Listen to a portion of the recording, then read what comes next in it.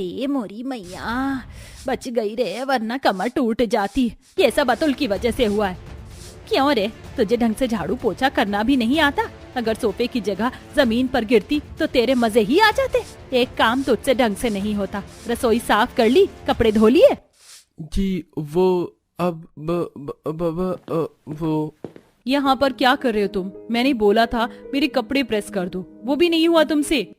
वो मैं यहाँ की सफाई कर रहा था शिवानी, मैं अभी कपड़े प्रेस करके लाता हूँ। अपनी जुबान से मेरा नाम मत लो। तुम्हें किसी ने नहीं बताया कि घर के नौकर या घर में किसी का नाम नहीं लेते? और कहाँ है वो तुम्हारी नौकरानी, कामचोर गरीब बीवी? इतने में अतुल की पत्नी पूजा शिवानी के कपड़े प्रेस करके लाती है। दीदी, मैंने आपके कपड़े प्रेस कर दिए और आपके कॉलेज के लिए खाना भी बना दिया है, ये लीजिए। गुड। सर, अपने पति को भी समझा दो कि काम को टाइम पर कैसे करते हैं। इतने में दिव्या हंस का शॉपिंग बैग लिए कीचड़ के पैर से घर में आ जाती है। माँ जी, आपको पता है मैंने बहुत शॉपिंग की है। ये देखिए, आप सबके लिए सामान लेकर आई हूँ। ओहो, ये फर्श तो गंदा हो गया। कोई बात नहीं, हमारे घर का नौकर अतुल है ना, अतुल इसे साफ कर दो। जी भाभी, माँ आपकी कल वाली नई साड़ी भी धोनी है। और क्या? ये कहकर सास अपने कमरे में चले जाते हैं और अतुल उसकी पत्नी झाड़ू पोछा और घर के बाकी सफाई करके साथ में कपड़े धोते हैं। लेकिन अतुल के मुंह से दिव्या के लिए भाभी और सावित्री के लिए माँ सुनकर अजीब लगा ना। दरअसल बात यह है कि अतुल सावित्री का छोटा बेटा है और दिव्या उसकी भाभी। घर में सबसे छोटा और अनपढ़ होने की वजह से घर वालों ने उसे घर का ही नौकर बना दिया था, ताकि बाहर भी पैसे ना देने पड़े और घर का काम भी हो जाए। वहीं अतुल किसी गंभीर स्थिति में था, जिस वजह से उसकी शादी गरीब पूजा से हो जाती है। इसी वजह से सावित्री अपनी छोटी गरीब बहू से भी चिढ़ी रहती है, लेकिन वो सुलझी, समझदार और अच्छे स्वभाव की होती है। कुल मिलाकर घर के सारे लोग दोनों पति पत्नी से नौकरों जैसा बर्ताव करते हैं। ऐसे ही एक दिन सावित्री, अरे ये खाना मुझे अच्छा नहीं लग रहा और मेरे पैर में भी दर्द हो रहा है। पूजा, ओ पूजा, कहाँ मर गई? जी माँ जी। देख, एक तो मेरे लिए अभी के अभी सांभर डोसा बना कर ला। ये घर का खाना मेरे से नहीं खाया जाएगा। और सबसे पहले मेरे पैर दबा, बहुत दर्द हो रहा है। जी माँ जी। पूजा सास के पैर दबाने लगती है। इतने में ज्यादा पैर दबाने पर सावित्री पूजा को लात मार देती है, जिससे उसके हाथ में लग जाती है। माँ जी। क्या माँ जी, मेरे पैरों में और दर्द करना चाहती है? सही से पैर दबा मेरे, वरना अब की बार इतना तेज लात मारूंगी कि जमीन पर गिरेगी।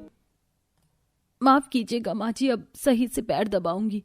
पूजा पैर दबाने के बाद सास के लिए सांभर डोसा बनाकर सबको खिला देती है। इतने में बूढ़ा ओम प्रकाश खराब सेहत के साथ अपनी पुरानी खानदानी तिजोरी लेकर आता है। अरे सावित्री बहू।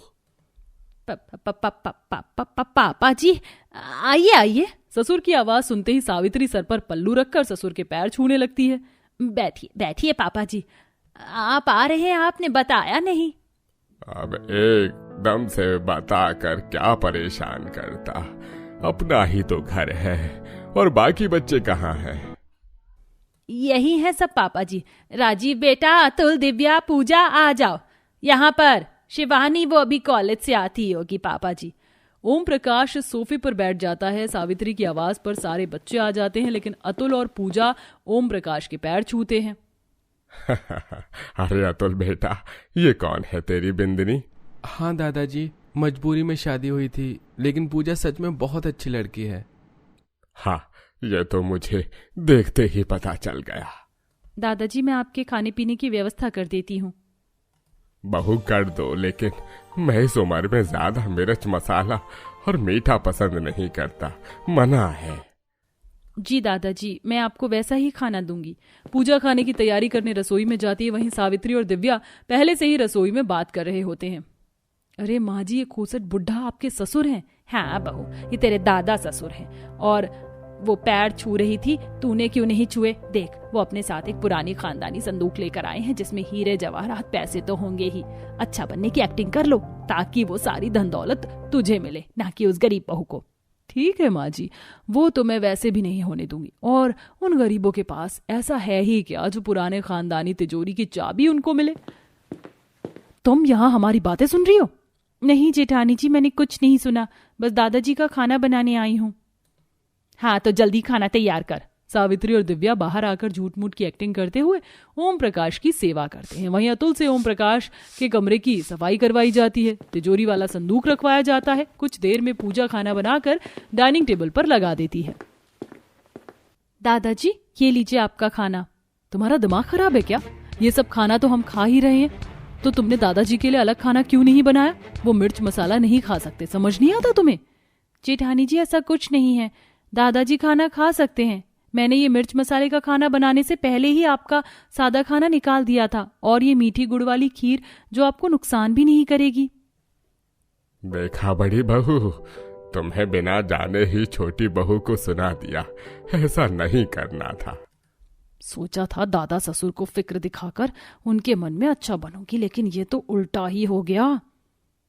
हाँ, खाना तो अच्छा है। हाँ शिवानी बेटी, पूजा बहू, जरा और खीर देना। तुमने खीर बहुत अच्छी बनाई है। साक्षात अन्नपूर्णा देवी का आशीर्वाद है तुम पर। खाना खाने के बाद पूजा दादा ससुर की सेवा करती है, उसे टाइम पर दवाई और खाना देती है, पैर दबाती है, हंस हंस कर बातें करती। साथ ही ओम प्रकाश अतुल के प्रति घर में ही हो रही बेरुखी भी देखता है। 2 दिन बाद, अतुल, तुमने आज दीवार के जाले साफ नहीं किए, अलग से कहना पड़ेगा क्या? पापा जी यहाँ हैं, इसका मतलब ये नहीं कि काम से बचोगे। इस घर के नौकर हो और वही रहोगे, अनपढ़ गंवार कहेंगे। तभी मेरा बड़ा बेटा तुमसे आगे है। माँ, अपने बेटे की हर कामयाबी में माँ उसके साथ होती है। आप भाई के साथ तो थी, लेकिन मेरे साथ नहीं, और आज मैं जो हूँ वो भी आपकी देन है। जबान मत चला मुझसे, जा यहाँ से। अगर पापा जी ने सुना तो मुझसे बुरा कोई नहीं है। ये सुन अतुल वहां से चला जाता है, लेकिन अपने कमरे की खिड़की से ओम प्रकाश सब कुछ सुन लेता है। अतुल घर के जाले साफ करता है और उसकी पत्नी खाना बनाकर बर्तन साफ करती है। कुछ देर ओम प्रकाश के पैरों में दर्द होता है। तब, दादाजी, आपके पाँव में दर्द है? दवाई खा लीजिए, जल्दी असर करेगा तो आप ठीक हो जाओगे। जेठानी जी, दादाजी को मालिश की जरूरत है, तब उनके पैरों का दर्द जाएगा। तुम गरीब तो हो ही, गंवार भी हो साथ में। तुम्हें ये तो पता नहीं है कि शहर में दवाई कितना जल्दी असर कर जाती है, तो अपना मुंह बंद रखो। अरे अरे अरे, तुम दोनों लड़ो मत, मैं दवाई भी खा लेता हूँ। छोटी बहू, तू मालिश भी कर दे। दादाजी, बुरा ना माने तो आप बता सकते हैं इस खानदानी संदूक में क्या है? बहू, ये वो है जो मैं इस घर के सबसे होशियार काबिल इंसान को दूंगा, यानी कि इस खानदानी तिजोरी की चाबी। सच दादाजी? मैं तो पहले से ही अमीर हूँ और अब मुझे और अमीर होने से कोई नहीं रोक सकता। ये खानदानी तिजोरी की चाबी मुझे ही मिलेगी।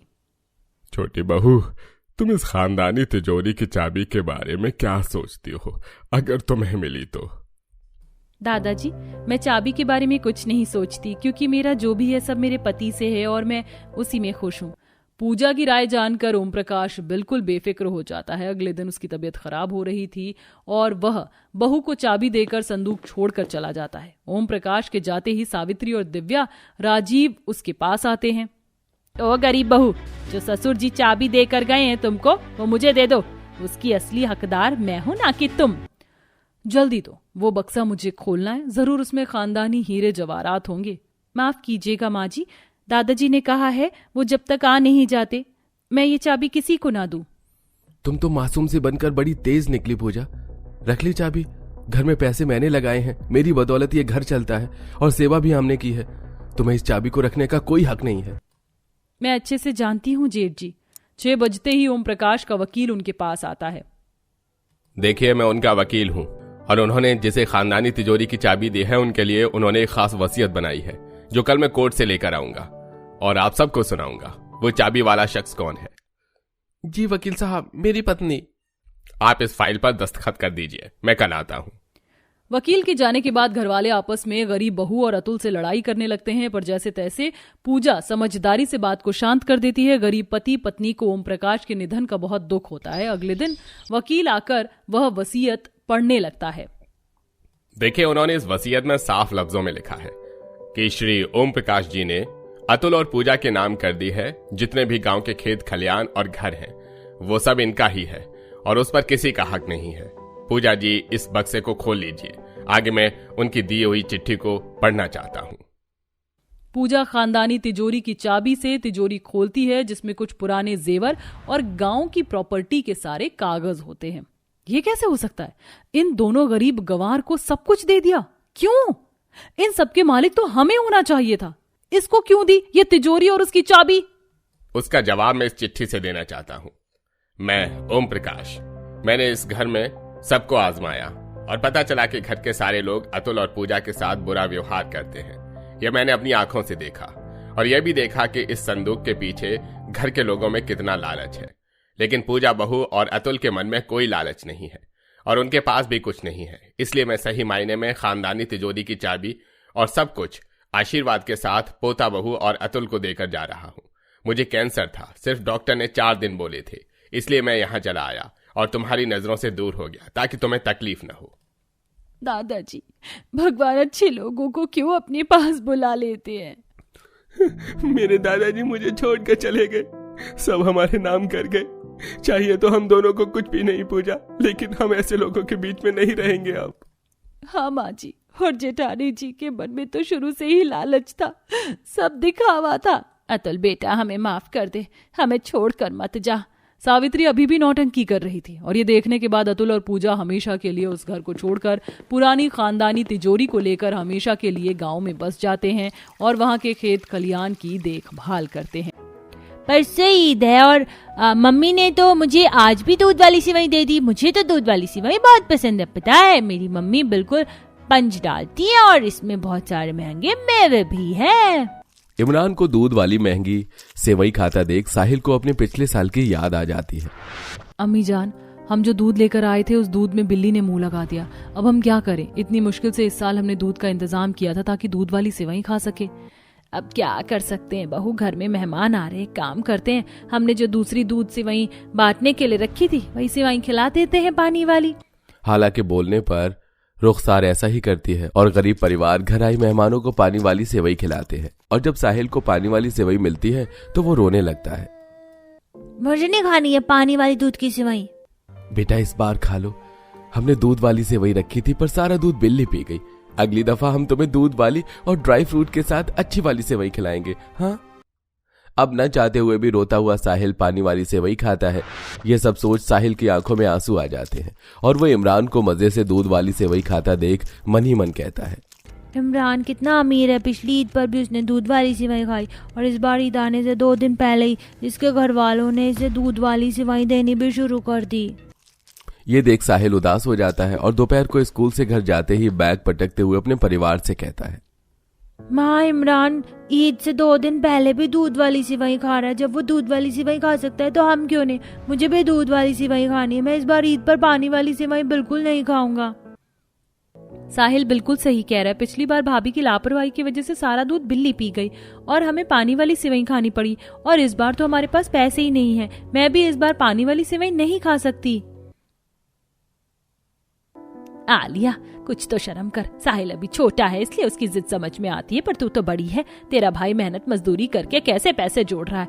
पता नहीं ऐसा क्या गुनाह हुआ है हमसे जो अल्लाह ताला ने मेरे बेटे से इतनी अच्छी नौकरी छीन ली और आज मेरा बेटा मेहनत मजदूरी कर रहा है। हाला आलिया को डांट देती है, जिसके बाद आलिया साहिल के साथ मुंह फुलाकर बैठ जाती है।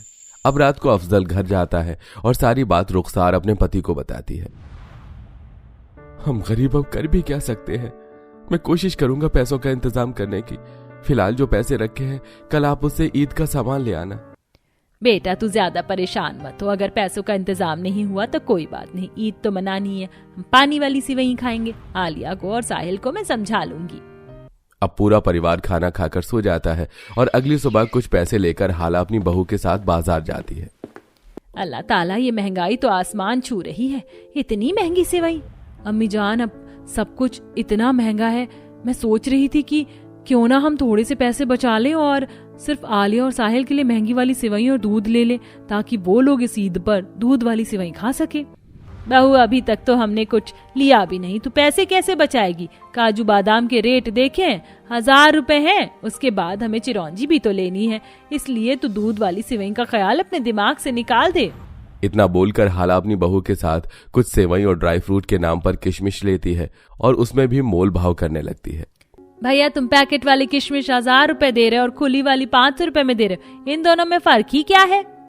बाजी अगर आपको 500 रुपए का भी फर्क नहीं दिख रहा है तो आप छोड़ दीजिए, लेना आपको है नहीं। खामा अपना और हमारा टाइम खराब कर रही हैं आप। माँ जी ले लीजिए 50 रुपए का जितना भी आए। रुखसार के कहने पर हाला सेवई और किशमिश के साथ घर आती है और उनके घर आते ही आलिया और साहिल सब खोल कर देखने लगते हैं। ये तो वही सस्ती वाली सेवई है जो लास्ट टाइम मैंने खाई थी। इस बार की ईद पर भी आप लोग मुझे सस्ती वाली सेवई खिलाना चाहते हैं। मैंने कहा था ना, मैं पानी वाली सेवई नहीं खाऊंगा। मुझसे भी कोई उम्मीद मत रखना, मैं नहीं खाने वाली पानी वाली सेवई। नहीं मनानी मुझे ईद। कहाँ से खिलाऊं मैं तुम दोनों को दूध वाली महंगी सेवई? अब जो है यही है, कल ईद मनानी है तो ठीक है, वरना ऐसे ही रहना। हाला भी साहिल और आलिया को डांट देती है। कुछ देर बाद शाम को अफजल घर जल्दी आ जाता है और अपनी बहन और बेटे को नाराज देखकर कुछ पैसे रुखसार को देते हुए कहता है, रुखसार मुझे अच्छा नहीं लग रहा, मेरी बहन और बेटे मुझसे नाराज हैं। कल वो ईद नहीं मनाएंगे तो मेरा दिल दुखेगा, इसलिए तुम ये 1000 रुपए ले लो और अच्छी वाली सेवई, ड्राई फ्रूट्स, चिरौंजी, किशमिश, छुआरा, बादाम, नारियल, चीनी और दूध लेकर आ जाओ। हम न सही पर ये दोनों तो अच्छी सेवई खाएं। सही कह रहे हैं आप। 100 रुपए मेरे भी पास रखे हैं, अल्लाह ताला ने चाहा तो इतने में थोड़ा बहुत सामान आ ही जाएगा। एक बार फिर रुखसार अपनी सास के साथ रात में बाजार जाती है और इस बार सामान का दाम पहले से भी ज्यादा होता है। क्या ये केसर की छोटी सी डिब्बी 1500 रुपए की है? भाईजान सारा सामान आप ही की दुकान से ले रही हूँ, सब कुछ थोड़ा थोड़ा दे दीजिए ना 600 रुपए में। थोड़ा लो, पाव भर लो या आधा किलो लो, रेट कम नहीं होगा। और 600 रुपए में तो तुम्हारे ड्राई फ्रूट्स भी नहीं आएंगे और तुम मुझे सारा सामान मांग रही हो। अच्छा ठीक है, तुम नारियल, काजू, बादाम, छुआरा, किशमिश, चिरौंजी, चीनी ये सब कुछ 100-100 ग्राम दे दो और 1 किलो सेवई दे दो। इतना बोल हाला सारा सामान 200 ग्राम ले लेती है, जिसके बाद रुखसार के पास केवल 50 रुपए बचते हैं। अम्मी जान मेरे पास महज 50 रुपए बचे हैं, कम से कम 1 किलो दूध तो चाहिए और 50 का आधा किलो ही दूध आएगा। अब मैं क्या करूं? कोई बात नहीं बहू, हमें आधे किलो दूध में ही आधा किलो पानी मिलाना होगा। इतना बोल परेशान रुखसार अब जैसे ही दूध की दुकान पर जाती है, उसे सामने दुकान पर भीड़ नजर आती है और जब रुखसार अपनी सास के साथ उस दुकान पर जाती है तो वो देखती है कि 50 रुपए में 2 किलो दूध मिल रहा है। अम्मी जान लगता है अल्लाह ताला ने हमारी सुन ली। वो देखिए उस दुकान पर ईद का बम्पर ऑफर निकला है और 50 रुपए में 2 किलो दूध मिल रहा है। हमारी सारी परेशानी हल हो गई।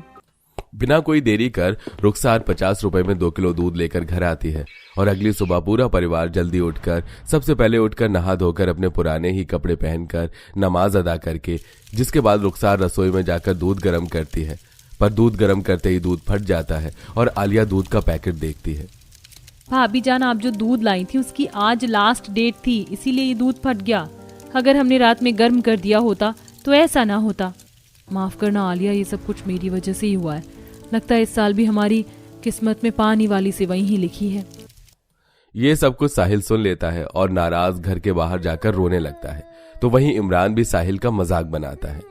देखो दोस्तों, साहिल कैसे रो रहा है, हो ना हो इसके घर में आज भी पानी वाली सेवई बनी है, पर मेरे घर में तो दूध वाली सेवई है। तुम सब मेरे घर चलो। क्या हुआ साहिल बेटा, तुम रो क्यों रहे हो, मुझे बताओ। साहिल सारी बात हानिया को बताता है, जिसके बाद हानिया 5 लीटर की डोलची में दूध भरकर लाती है और गरीब रुखसार को देते हुए कहती है, रुखसार बेटा इतना सब कुछ हो गया और तुमने मुझे बताया भी नहीं। अगर मुझे एक बार बता देती तो तुम्हें इतना परेशान ना होना पड़ता। भूल गई मेरे घर में जो आज गायें हैं वो तुम्हारी बदौलत है। पिछले साल मेरी वजह से तुम लोग ईद नहीं मना पाए। मेरे बेटे बहू मुझे छोड़कर चले गए। शौहर का पहले ही इंतकाल हो गया था। मुझ जैसी अकेली विधवा क्या करती, इसलिए इधर उधर से पैसे जोड़कर अफजल बेटे ने मुझे गाय दिलाई और उसी का दूध बेचकर आज मैं अपनी रोजी रोटी चला रही हूँ। मैं तुम्हारा एहसान कैसे भूल सकती थी। आज वो मौका मुझे मिला है जब मैं तुम्हारा एहसान चुका सकती हूँ। तुम इस दूध से अपनी सेवई बनाओ और मेरे साहिल पोते को दूध वाली सेवई खिलाओ। सही कहते हैं, खुदा जो करता है अच्छे के लिए करता है। खुदा ने तुम्हें फरिश्ते के रूप में हमारे घर भेजा है। बहू अब देरी मत करो, जल्दी से दूध गर्म करके दूध वाली सेवई बनाओ। अब जल्दी से रुखसार दूध गर्म करती है, जिसमें वो बिल्कुल भी पानी नहीं डालती और सारे मेवे डालती है, सेवई डालती है और अच्छे से पकाकर घर आए सभी लोगों को दूध वाली सेवई देती है। और साहिल भी दूध वाली सेवई लेकर बाहर इमरान के पास जाता है और उसे दिखाकर खाता है। और इस तरह एक गरीब परिवार ईद वाले दिन दूध वाली सेवई खाकर अपनी ईद मनाते हैं।